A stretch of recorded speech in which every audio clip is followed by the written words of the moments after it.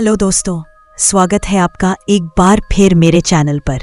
आज मैं आपके लिए एक और रोंगटे खड़े कर देने वाली डरावनी कहानी लेकर आई हूँ। ये कहानी है राधिका की। कुछ ही दिनों पहले राधिका का ट्रांसफ़र दिल्ली से मुंबई हुआ था। वह एक सरकारी डाकघर में काम करती थी और ये उसकी पहली पोस्टिंग थी मुंबई में।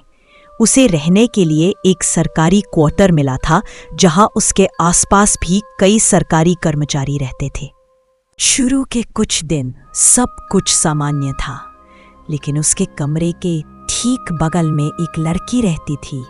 नाम था रुचा। वह बहुत चुपचाप सी थी, किसी से बात नहीं करती थी, हमेशा काले कपड़े पहने रहती थी।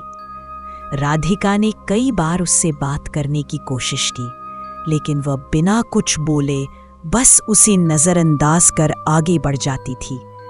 आसपास के लोगों से राधिका को पता चला कि रुचा हमेशा ऐसी ही रहती है, अजीब, शांत और लोगों से दूर। राधिका को लगा कि शायद वो किसी गहरे दुख में है। कभी कभी लोग दुख में ऐसे ही व्यवहार करते हैं। एक शाम राधिका ऑफिस से लौटी और खाना बना रही थी। तभी खिड़की से उसने रुचा को आते देखा। उसने खाना एक डिब्बे में पैक किया और सोचा कि रुचा को दे आए, लेकिन रुचा का कमरा बंद था। राधिका ने दरवाज़ा खटखटाया, कोई जवाब नहीं आया। उसे लगा कि शायद रुचा नहा रही है, इसलिए उसने दरवाज़ा थोड़ा सा खोल कर देखा। जैसे ही दरवाज़ा खुला, राधिका स्तब्ध रह गई। रुचा कमरे में एक खतरनाक तांत्रिक क्रिया कर रही थी। उसने काले कपड़े पहन रखे थे। एक शैतानी तस्वीर को तांत्रिक घेरे में रखकर अजीब भाषा में मंत्र पढ़ रही थी। राधिका डर से कांप गई और चुपचाप वापस अपने कमरे में आकर दरवाज़ा बंद कर लिया। पूरी रात वह यही सोचती रही, ये सब क्या था? रुचा क्या कर रही थी? क्या वो किसी बुरी शक्ति की साधना कर रही थी? सुबह जैसे ही राधिका ऑफिस जाने के लिए तैयार हुई और दरवाज़ा खोला, सामने रुचा खड़ी थी। राधिका का खून सूख गया। रुचा बोली, कल रात खाना देकर क्यों नहीं गई? साथ क्यों ले गई थी? राधिका ने घबराकर कहा, सॉरी, वो मैंने 12 नंबर रूम वाली दीदी को दे दिया था। तुमने दरवाज़ा नहीं खोला तो लगा तुम सो रही हो। आज बनाकर जरूर दूंगी। अब ऑफिस के लिए लेट हो रही हूं, बाय। राधिका ऑफिस तो चली गई, लेकिन दिमाग में वही डरावने दृश्य घूमते रहे। उस दिन शनिवार था। ऑफिस में आधे दिन की छुट्टी मिल गई। राधिका घर लौटी और सोचा चलो सफाई कर लूं।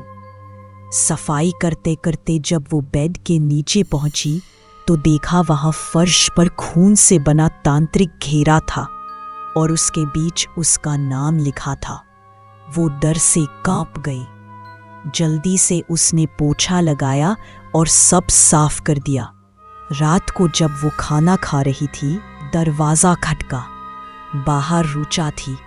तुम अकेले खाना खा रही हो, मुझे नहीं बुलाओगी? उसने पूछा। राधिका बहुत डर गई, पर मना भी नहीं कर सकी।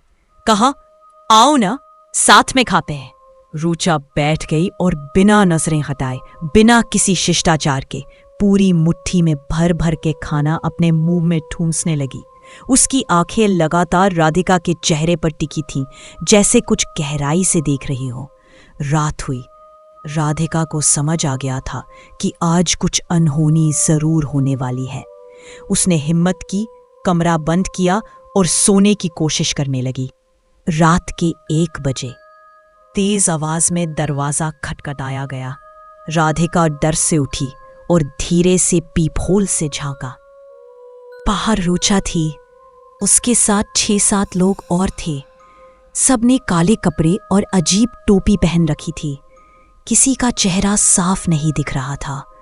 सब वही डरावने मंत्र पढ़ रहे थे।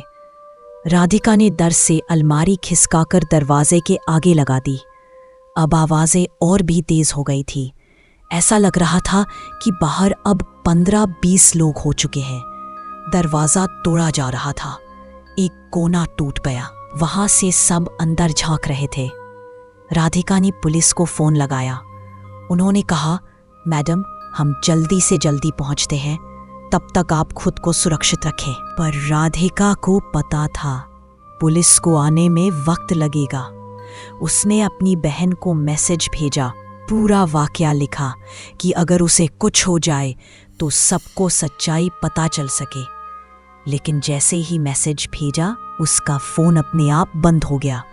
फिर चालू हुआ, लेकिन मैसेज गायब था।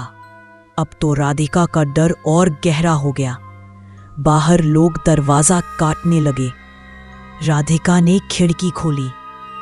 वह दूसरे मंजिल पर थी।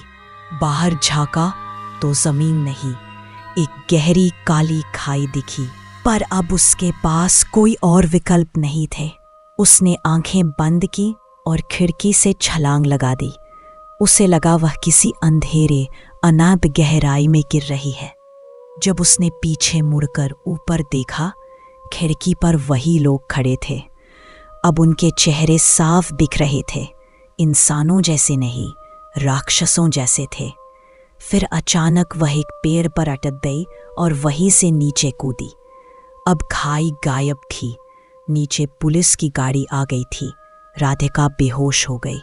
3 दिन बाद जब उसकी आंख खुली, वह अस्पताल में थी और उसके सामने रूचा बैठी थी। लेकिन जब उसने इधर उधर देखा, वहां सिर्फ अंधेरा था। हर तरफ गहरा काला सन्नाटा। वो अब उन शैतानों की दुनिया में थी जिससे वो भाग रही थी। अगर आपको ये कहानी डरावनी लगी हो तो वीडियो को लाइक करें, चैनल को सब्सक्राइब करें और कमेंट में बताएं कि अगली डरावनी कहानी किस बारे में सुनना चाहेंगे। मिलते हैं अगली कहानी में। तब तक के लिए राम राम।